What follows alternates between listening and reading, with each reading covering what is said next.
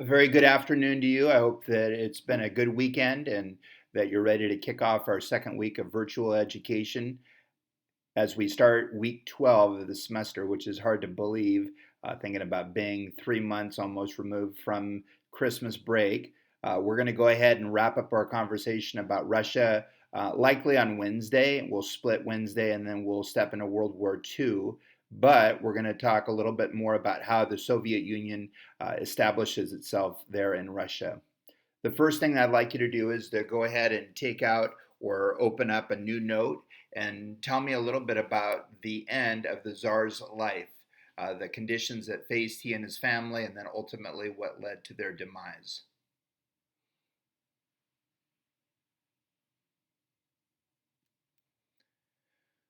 Well, as the Soviets take over, the area that we obviously detailed on your map a couple weeks ago is going to be one of the more significant on the face of the earth. We're looking at about 17 to 18% of the overall landmass of the world. It's incredible to think about how much space is there. We talked about the time zones, the different Soviets last week that are going to be established. It's a ton of land. And with that, you could probably imagine are going to come a lot of different people.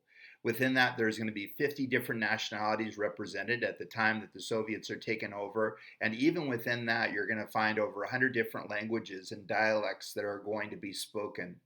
These people are diverse. These people are going to come from a multitude of different backgrounds. And as they try to settle in Russia and establish who they are, even as people, there's going to be a lot of questions that are going to arise. What do we do with this? Now, within a country, even like America, I think that some of these things are encouraged and even celebrated. We see little neighborhoods that are in, especially major cities, little Tokyo or little Vietnam or whatever. There's a number of different places that are going to pop up. Koreatown, Chinatown, that are going to be unique to those different nationalities. But I think that a lot of it comes down to assimilation and this desire to be a part of the American dream, speaking English, being a part of who the country is. Well, in Russia, one of the ways that they deal with this is basically allowing them to coexist. Instead of like we saw earlier in the unit, underneath the czar's leadership, them saying with Russification, you have to be like us, you have to speak Russian, you have to adopt who we are as a people and the different cultural characteristics of that. They're allowing them here underneath the Soviet Union, Lenin and the rest of the leadership, to have their own identity, this different background that is going to now be distinct to these different people groups, different schools, different languages that are spoken, even different clothing that is unique to their people groups are permitted within the Soviet Union. What's interesting is if we go along, especially, this seems to be in direct contrast to how the rest of the Soviet Union is going to operate. But at least when it comes to their cultural uniquenesses, there's going to be quite a bit of diversity instead of necessarily trying to pigeonhole them and say, you have to be like us. These people are allowed to operate without fear of the government stepping in and saying, you have to be like a certain poster child of what it is to be Russian. Even as we move ahead, there's going to be a number of opportunities, especially for women, to have more rights than they've enjoyed before.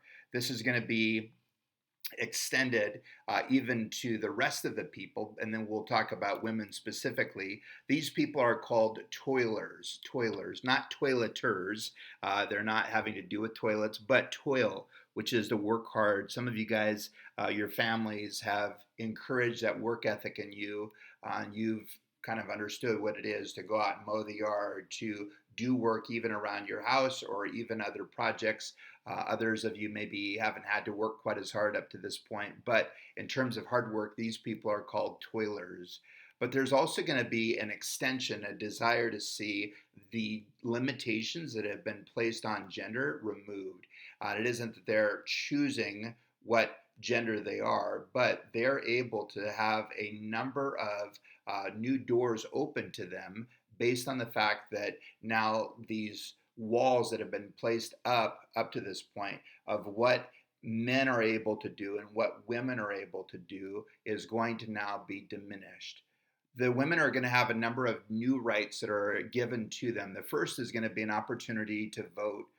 This is going to be after, obviously, the Americans have received the right to vote, but not by very far. We're talking about a couple years as we think about women's rights being extended in Russia. That it's only going to be within a year or two, the difference between America and the Soviet Union. They're also given an opportunity to get a divorce. With the Eastern Orthodox Church up to this point, divorce had been very much frowned upon. But now, as the Soviets take over and basically introduce an atheistic culture, there's not going to be the religious responsibility. There's not going to be expectations due to their faith that would prevent them from getting a divorce. They're also able to have birth control and even abortions. Again, linked to the Eastern Orthodox Church, these things up to this point had been taboo. And now, because of the removal of faith from Russia, these things are going to be permitted, whereas before they hadn't. Overall, you're going to see girls having doors of education open to them as well. This is a much better time to be a woman within the Soviet Union versus perhaps how they had felt or experienced life within the Tsar's reign over Russia. Lenin, as he is leading the revolution, is suddenly stopped in 1924 when, after a number of strokes, you're going to see him dying at the age of 54. Because of this, the Soviet Union is going to be thrown into a minor flux. We'll talk about that in just a bit.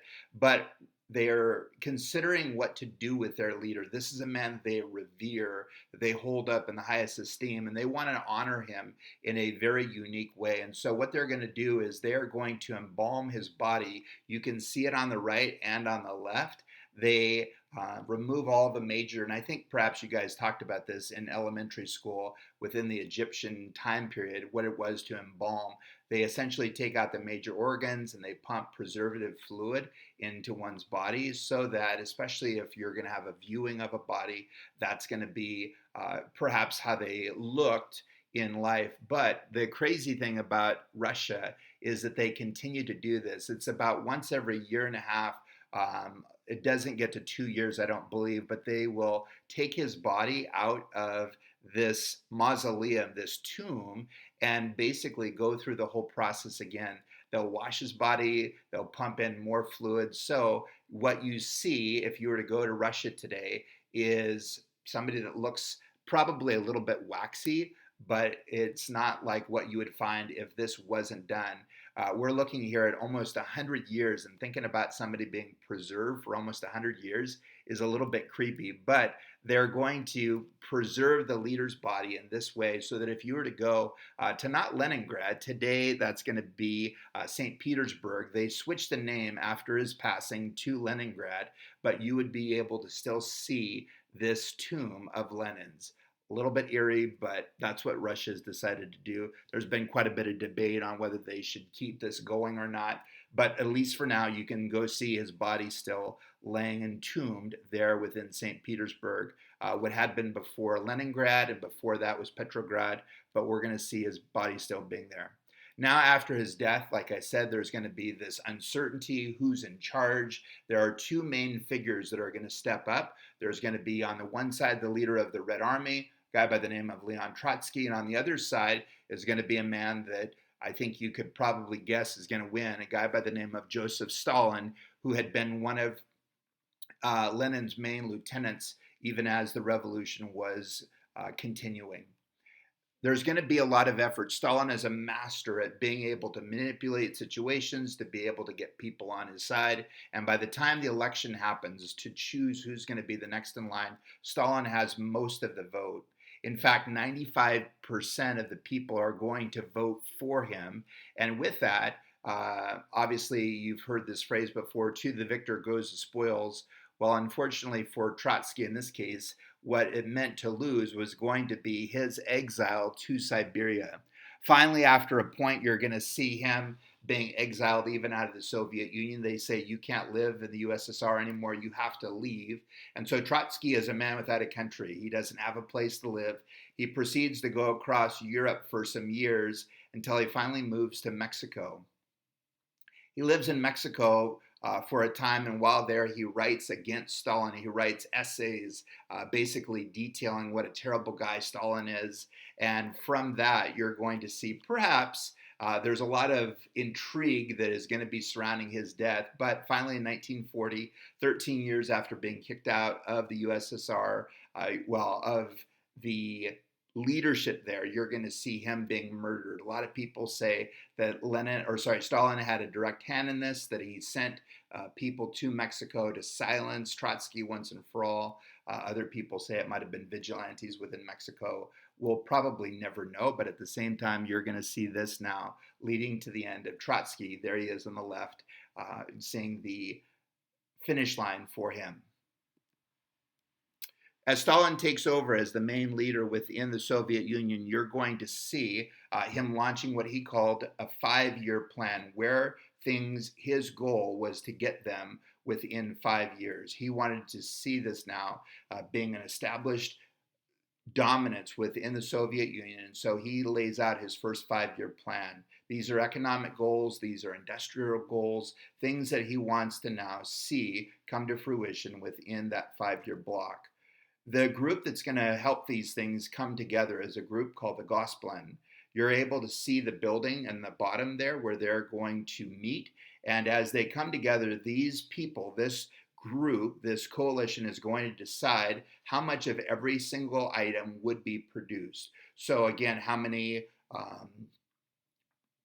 vehicles, how many homes, whatever the thing might be, they're deciding how many of those things would be created, how much each person is going to make. So this is not just a minimum salary. As you look at this, this is going to be every single person for each job, how much they should be able to make. And then finally, how much stuff should cost. So this group is going to be making those very significant decisions. Now, within certain areas, you're going to see this being pretty effective, and then other areas, it's not very effective. And I think you could probably guess why, as you think about this whole country and how sizable it is, like we've described, to think about one group being the single operating force that's going to make these decisions, it seems like it's putting a lot of responsibility for the management of the whole country within this group's hands. However, this is how the Soviet Union operates.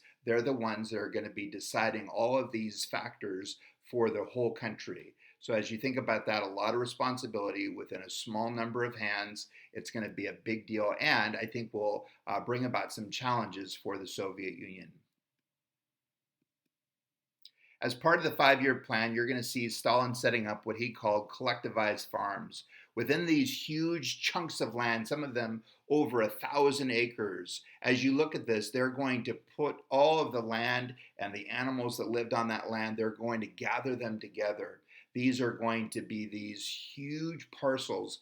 If you were in my class last year, we talked about chunks of land within Rome, and we called them latifundia. I don't know if any of you remember that term, but as you looked at this, this is going to be these huge chunks of land that are going to be now assembled for people to live on and to use. You can imagine, though, those that were going to be landowners that are now basically having land taken away from them to create these are going to be upset. They're saying, this is land that we have either inherited or have purchased, and now the government's stepping in and taking it away. Obviously, they're going to be losing a lot more by now everybody participating in this than somebody that didn't have but a few acres to their name. This is going to be a much bigger loss for those that had money and some prestige due to how much land they had owned. Unfortunately, a lot of these individuals spoke out against the government, unfortunately for them, because due to their voice of dissent, a lot of these guys are going to be murdered largely by the government. They are not a group that appreciates dissenting voices, people that disagree with how decisions are being made. And so because of that, you're going to see this being a problem. The main issue that's going to arise with this collectivization, there's not really going to be an incentive to do a great job. If you're getting paid as much as the guy next to you, if the government's controlling all of it and it's not based on what we know is supply and demand, why would you necessarily try to do a great job? Why would you be motivated to be excellent at what you're doing? If I told you guys, hey, you know what? Um, Whatever you do, it doesn't matter. Every one of you is going to get a C in my class. That's just going to be across the board. It doesn't matter if you do any homework. It doesn't matter if you study for your tests. That's going to be your grade for the semester. Well, all of a sudden, what motivation would there be for you to be excellent, for you to turn in great work? And likewise, as you think about it, in terms of turning in homework, why would I turn in anything if I knew I was just going to get the same grade anyway? Collectivization and a lot of this whole system is not going to be a real incentive to be great at what you're doing. This is going to extend into a lot of different areas of the economy as we think about the Soviet Union, and going to be a big challenge they're going to face.